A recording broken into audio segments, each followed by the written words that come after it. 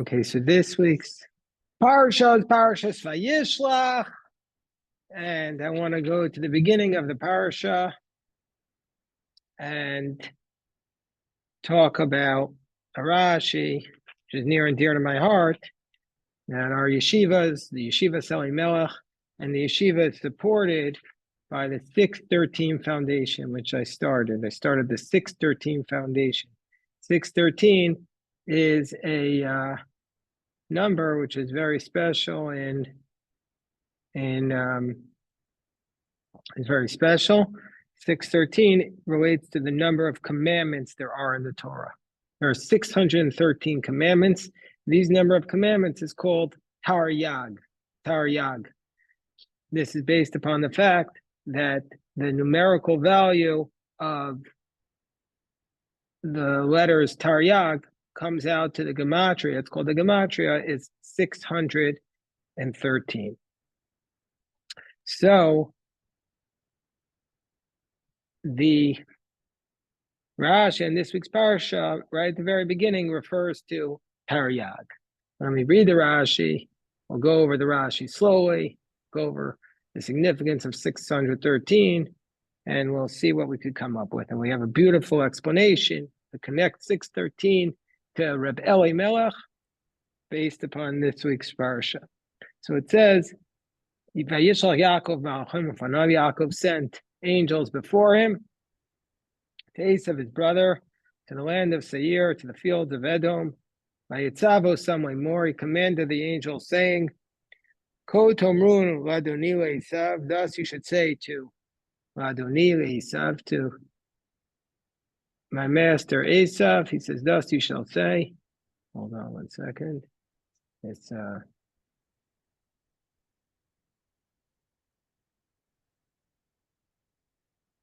thus you shall say to my master Esav, Ko Amar Avdecha Yaakov, this is what your servant Yaakov said, Im Lavan Garti Va'ichar Ad Ata. With Lavan I lived, and I was delayed until now. That's the message that Yaakov is sending to his brother. He hasn't seen him for many years because he ran away. He had a bad falling out. This is the message he sends him. With Lavan I lived, and I've been delayed until now. That's the phrase. The phrase in Hebrew is Im Lavan Garti Va'ichar Ad Ata. And with Lavan I lived, and I was delayed until now. And then the verse goes on, that the Torah goes on, says Yaakov sent him sheep, ox, and servants and maids, and he sent them. And the angels came back that Esav is coming to greet you with 400 men, and it was a whole mess, and then they reconciled. But the powerful phrase is, with Lavan I lived, and I was delayed until now. Hold on, I see that somebody's trying to say something. Is anybody trying to speak here? Okay, so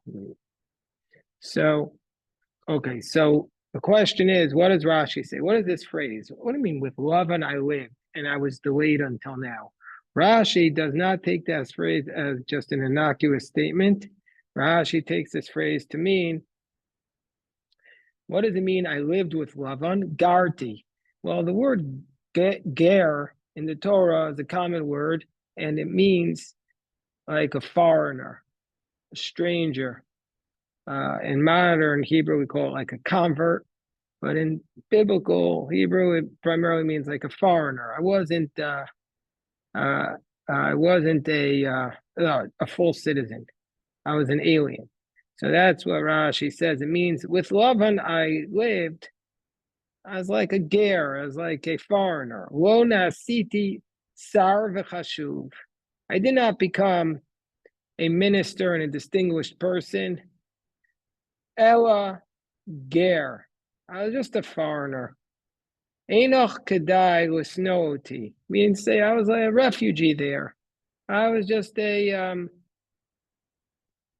second-class citizen, so to speak. It's not worthy for you to despise me. Al berkot avicha, for the blessings of your father, sheberchani, because he blessed me that you shall be gavir lachicha. Your father blessed me that I would become the nobleman to your brother, but that wasn't fulfilled with me. I'm as a nobody. I didn't go off and make my riches. I didn't go off and make my wealth because I was just a ger. I was a foreigner. Like it says, you were a ger, hayitem be'eretz Mitzrayim. You were foreigners in the land of Egypt. That's what it's saying here. Just a foreigner. It's a little bit undercut by the fact that he's sending sheep and donkeys and oxen and slaves. But let's leave that question aside for the moment. The basic point is, the first explanation is, why does it say, how do you read this verse? I live with Lavan. I dwelt as a foreigner, not as a resident. The blessings weren't fulfilled with me. And that's why I was delayed. I wasn't in charge of my life. I was a nobody. I was a second class. I wasn't a muckety muck. I wasn't hobnobbing with the fancy toffs, whatever, as they say. I was just a second class citizen. That's the first explanation of the Rashi. Okay, we'll stop for a second. I see a Geshmak question coming our way from Bruce or April. I'm not sure who. Hold on one second. We know that the second explanation of Rashi is the Varacher, alternatively. What does it mean, im lavan garti? Garti begematria, the numerical value of the word garti. Okay, let's go through the numerical value. Is gimel is 3. Reish is 200. So that's 203. Taf is 400. That's 603. And Yud is 10. That's 613. So the numerical value of Garti is Taryag, 613. So it means to say, Komar, as if to say, Im Lavan Harasha Garti. By the way, we had the word Komar on Shabbos at Daf Yomi. It appears 13 times in the Talmud, in case anybody's wondering. And my friend Betzal sent it to me. Im Lavan Harasha Garti. I lived with Lavan, the wicked one. The Taryag mitzvahs shamarti, and I kept the 613 commandments. V'lo amadati mimasav hara'in, and I did not learn from his bad ways. So, what is this? Like, why is this even relevant? This is an explanation, which is, why is it even relevant? So,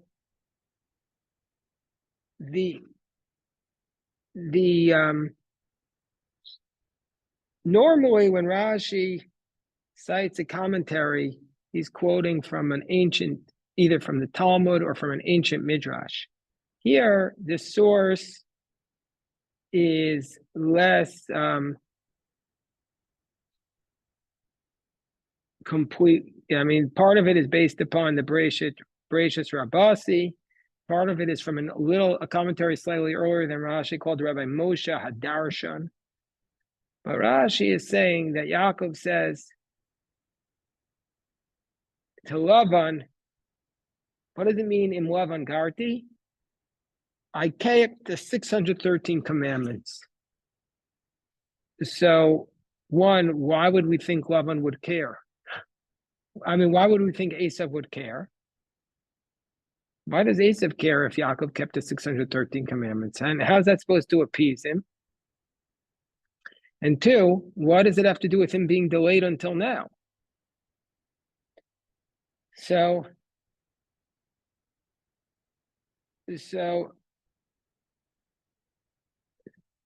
anyway, this is just the commentary of Rashi, which I'm always been deeply attracted to, because I'm very taken by the idea of the 613 commandments. We have to try to do as many of the commandments as we can.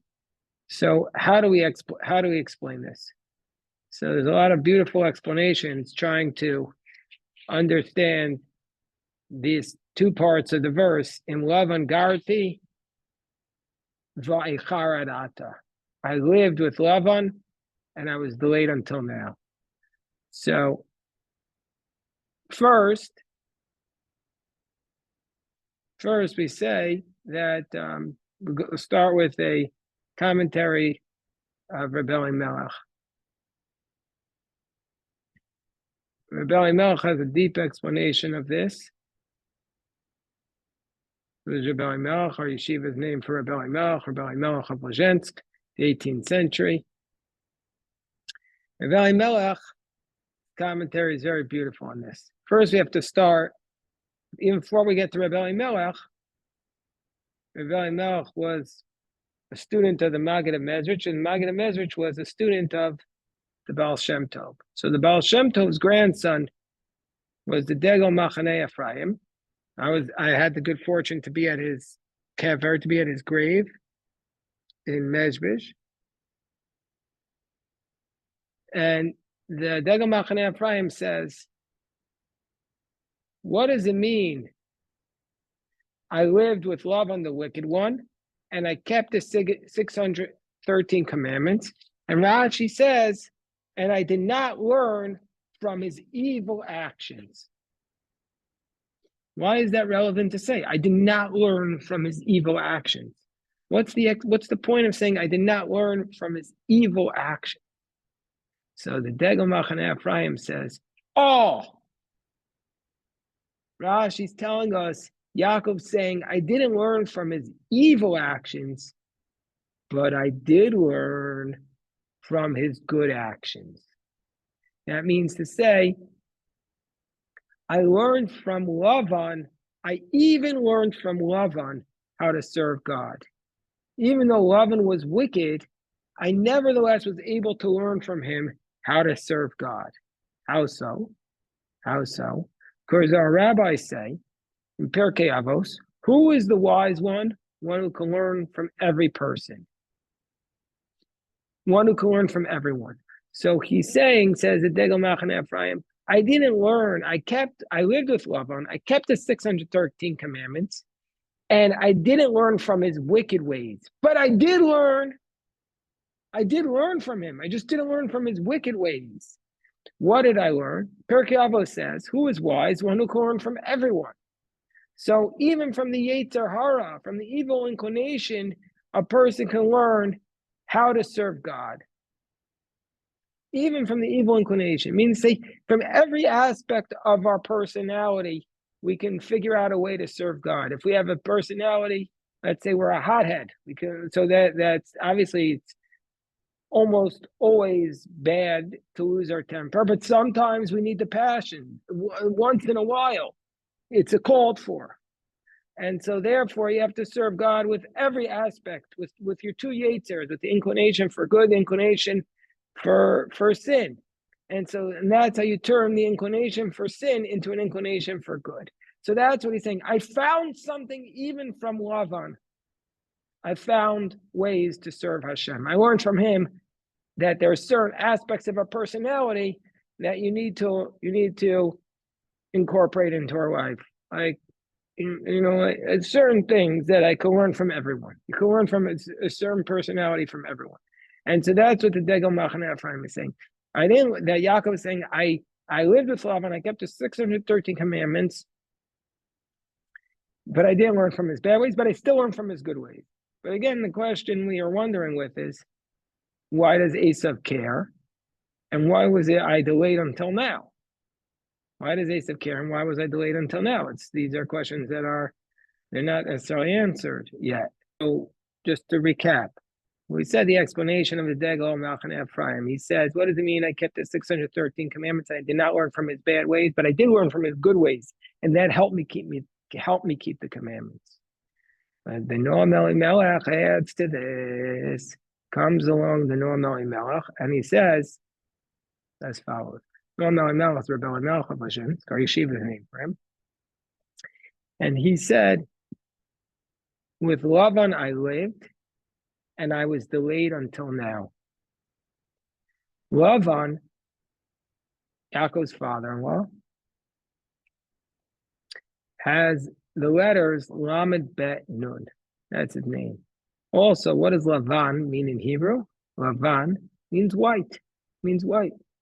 The word Lavan, no, says, the letters can be switched around, and then it spells Naval. Naval means corrupt, vulgar, disgusting. So it's called like disgusting. Naval really means like disgusting.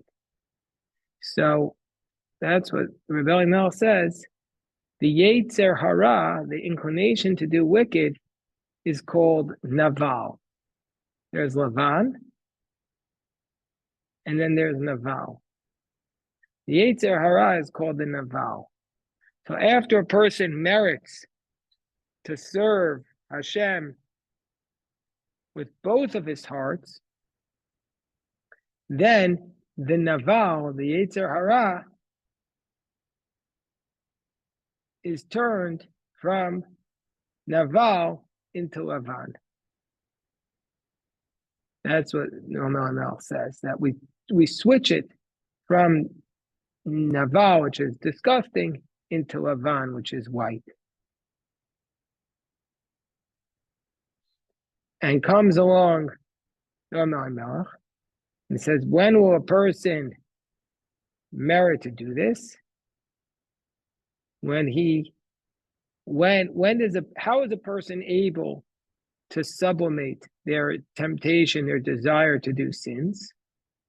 Only by holding himself out, like acting in his own mind, like he is a ger, like he is not entitled. A ger is a person who's a second-class citizen. He doesn't feel entitled to anything.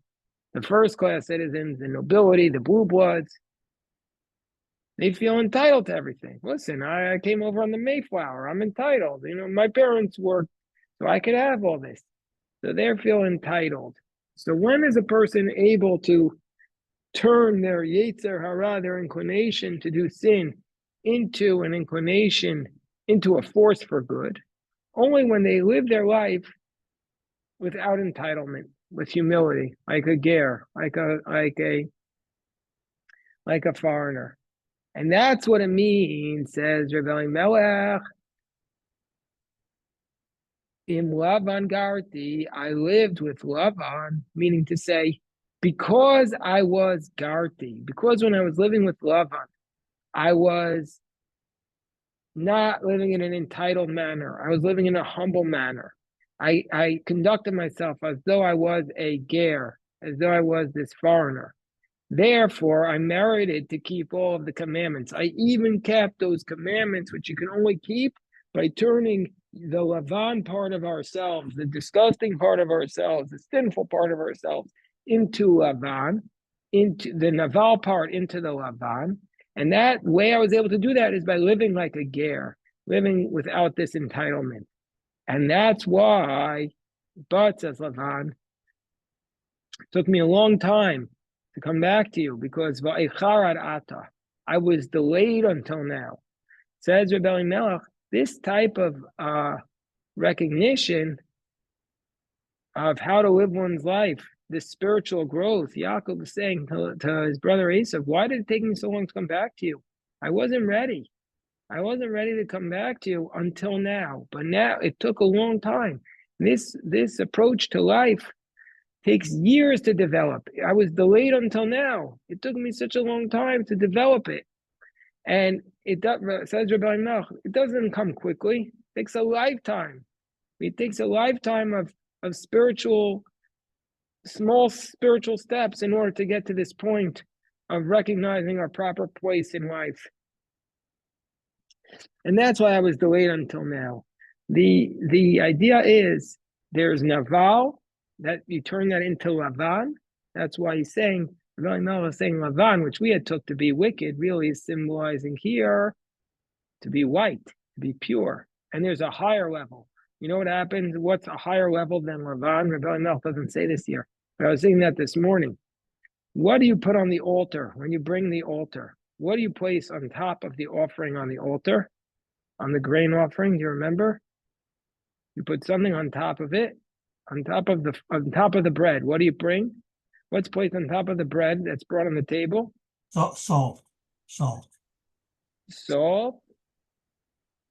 There's in the Torah, there's something else that's placed on top of the bread when it's on the table. Oil. On top of it, in a little cup. In a little cup, it's placed. It's called livona, frankincense.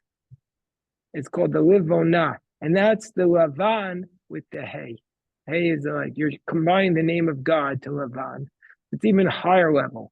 There's lavan and the bread, which symbolizes our sustenance. We have to add even more this livona.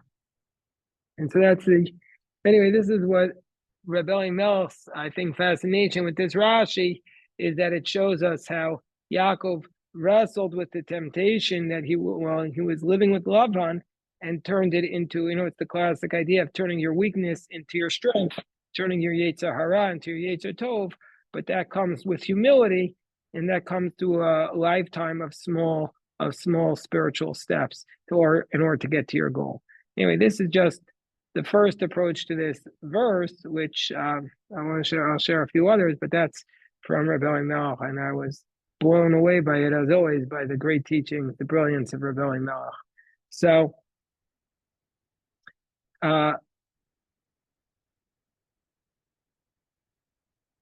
another approach comes from Chasam Sofer, the great Chasam Sofer, the halachic mind. Chasam Sofer says, what does the Rashi mean when Jacob says, Taryag mitzvot shamarti, I guarded the 613 commandments. He says, why does Rashi have to say, I guarded them? Why doesn't it say, I did them? I did. He doesn't say, I did the 613 commandments. This could answer some of the questions that were being asked. He didn't do all of the commandments. He didn't bring the sacrifices. He didn't, where does it say he ate the matzah and sat in the sukkah and shook the 4 species? He didn't do any of those things. Why does it say? So it doesn't say he did it. It says he guarded them. He guarded them. This answers the question that April asked before. It says, I guarded them. Says the Chasam Sofer. It's difficult for a person to say that he kept all of the 613 commandments, because it's almost impossible. But shamarti is, where's the expression shamar? When Jacob heard about what was going on with Joseph, it says, V'aviv shamar tadavar. His father watched the matter. He watched the matter, meaning to say, shamarti is even those commandments which you won't be able to fulfill. You watched them, you took pleasure in them, you studied them, and so therefore you study them with the idea that perhaps one day you'd be able to keep them and desire them. The rabbis say that one who studies the commandment, it's as though he fulfilled it. One who studies the commandment, it's as though he fulfills it.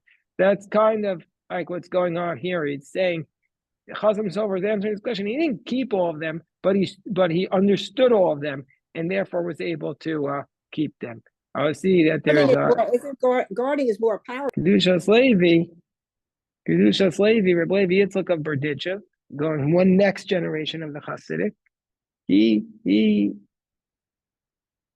has a couple of questions. He asks a basic question. He says, why would Esav care that Yaakov guarded the 613 commandments? What does it have to do with me? Esav is saying. Okay, what does it have to do with me? So he quotes his father, hold on, let me just look up who the Kedushas Levi's father is. Hold on one second. Let me just look him up. His father is. He was a student of the Maggid of Mezrich. I don't know, so he was the same generation of as Rebbe Elimelech, or a little bit younger. Anyway, he died like 30 years after Rebbe Elimelech. But he doesn't say it was father. He's born to Rabbi Meir, who was the Av Bezdin of Zamosk in Ochakiv. I don't know. He's Ukrainian. Goetziana. Okay. Anyway, so fine. So he quotes his father, who is Rameir. Okay, who was an Av Bezdin. And so what is it? His head of the court? His father was a legal scholar. So he says, why does Esav care? The Rebbe Yitzchak points out, and this is the question we had. We don't understand what Yaakov is saying. According to the first explanation of Rashi, he's saying, oh, I didn't get anything. Don't worry about me. The blessings weren't fulfilled with me. So, but then he sent him all these, showing him his wealth. He sent him these donkeys and these oxen, which seems to cut against that, because look how rich I am. Look how much money I have. So therefore, Rashi's saying he had oxen and donkeys. But he's saying the blessings were not fulfilled with me, because what were the blessings? The blessings were that I was going to be given from the dew of the heaven and the fat of the earth. Well, that's not an ox and a donkey. That's agriculture. So he's sending him stuff that's not agriculture. But now Esav might come back and say, well, that's why the blessings weren't fulfilled, because you didn't keep the faith. You didn't guard the Torah. That's why the blessings weren't fulfilled, because you were a sinner. It's not that father's fault, because you didn't keep the blessings.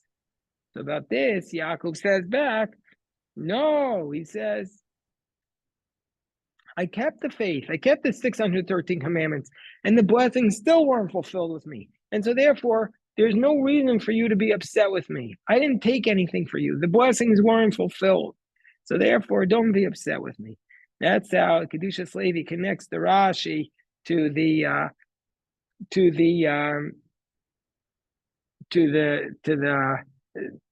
text of the Torah. Yeah, I see the Newmans are next approach comes from Rabbi Yitzchak Zelav Morgenstern of Sokolov, and he says the following. He says, first of all, what's the big deal? Why is Yaakov so proud of himself that he kept the commandments? We all keep the commandments. What's the big deal? He kept the commandments. So what? You keep the commandments. I try to keep the commandments. Big deal. Yaakov says he kept the commandments. What's so special about him keeping the commandments? Everyone is supposed to keep the commandments. What's the big deal? That's what he says. What's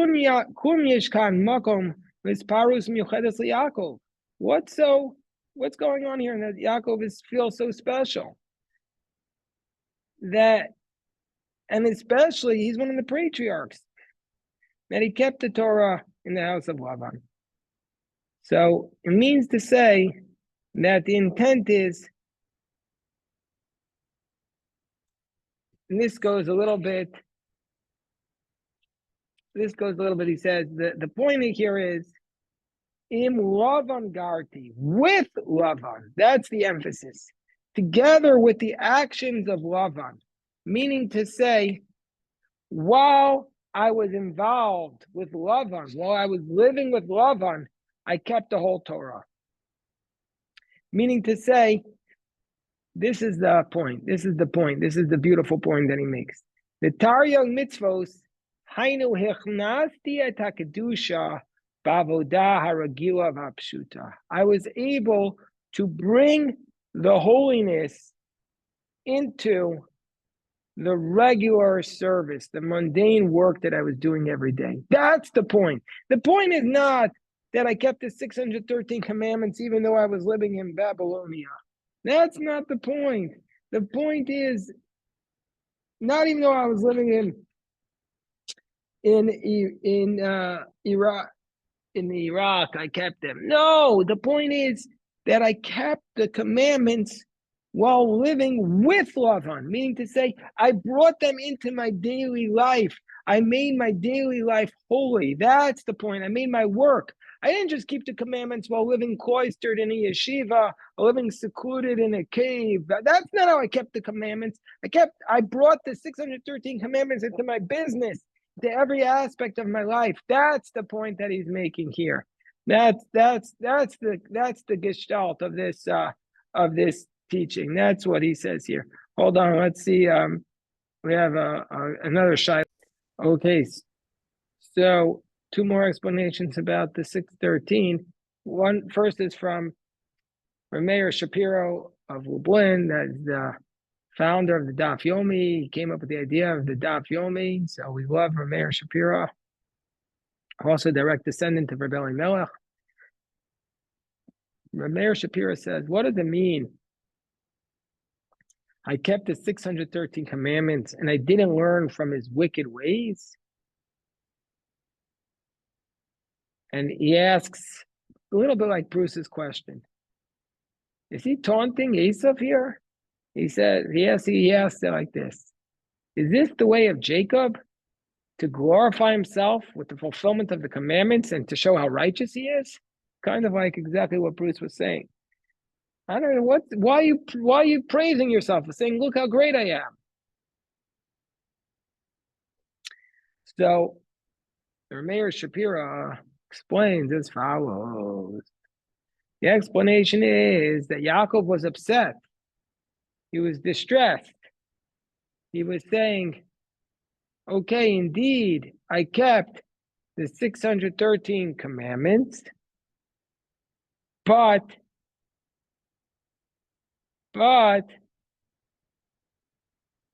I didn't learn from Lavan how.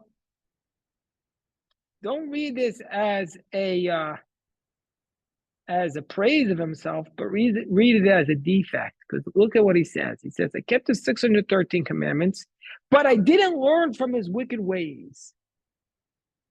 What does that mean? It says, Lavan. This is the language that he uses. I did not learn from Lavan how to fulfill the commandments in the same manner of joy and passion with which he did his bad actions. Meaning to say, when Lavan would go and sin, he would be so filled with passion and excitement. I wish I had learned how to keep the 613 commandments with the same joy and passion with which he sinned. Meaning to say, that's what it means. I kept the 613 commandments, but I didn't learn from his wicked ways how to do them in the right way. Everybody follow that? It's a little bit tricky. Do you need me to repeat that? Okay, I'll just repeat that again, just in case you missed it. I'll just repeat it one more time. The quotation from Rashi is, he says, I kept the 613 commandments, and I did not learn from his bad ways. So, Rameir Shapiro, what it says, why is Yaakov praising himself? What does it mean? I kept them, and I didn't learn from his bad ways. Yaakov is arrogant. He's saying, like, look how great I am. He says, no, just the opposite. Yaakov is doing a self-critique. He's saying, he's pointing out his own defect. He's saying, I kept the 613 commandments, but there was something that I was lacking, even when I fulfilled them. I was missing something. What was I missing? I was missing, when you do a commandment, you have to do it with full-hearted joy, full-throated joy and passion and excitement. You know who does that?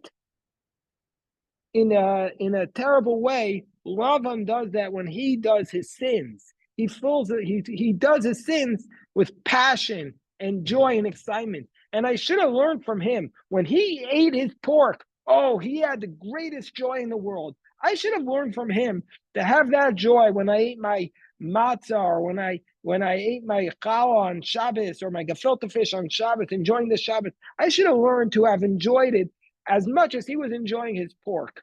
Meaning to say, I didn't learn from him about the necessary passion that's required in order to fulfill a mitzvah.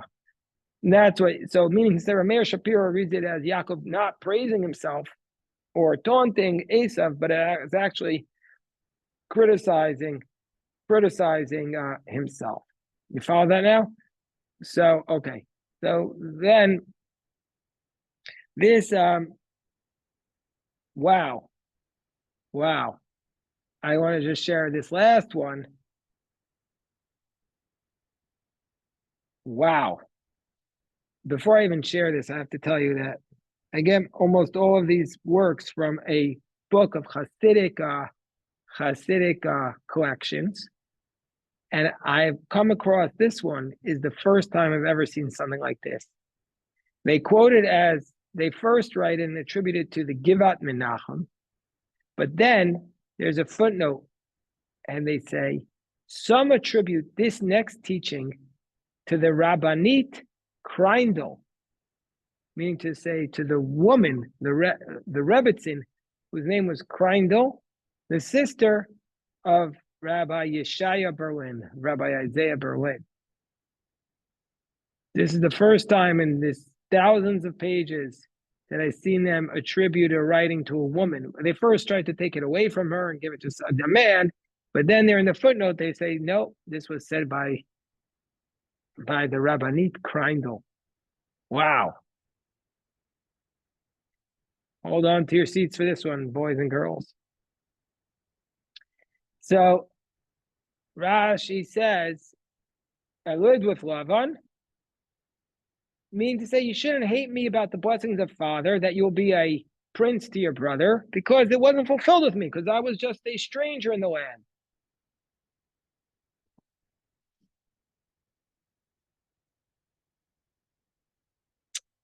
So hers is a little bit difficult to explain if you're not holding in the Hebrew language, because hers is a play on the Hebrew.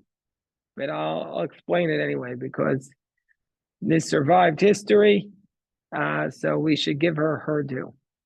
Okay, so basically, he said, you will be a prince to your brother, or a nobleman to your brother. The blessing was a gvir to your brother.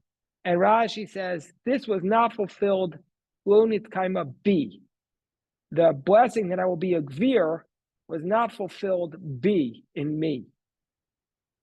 So, says the Rabbanit Kreindel, what happens if you take out the letters B, the B, Bet Yud, from Gevir? What are you left with? You're left with Ger. You take out the middle, you're left with the Ger. He says, it wasn't fulfilled in me, so therefore all I was a Ger. And there's a brilliant insight. But basically she's saying, I was a foreigner in the land because the blessings were not fulfilled in me. And so therefore, that's how she explains it. Anyway, so what do we do today? We did this one Rashi where Yaakov says, I kept the 613 commandments. I was a foreigner in the land.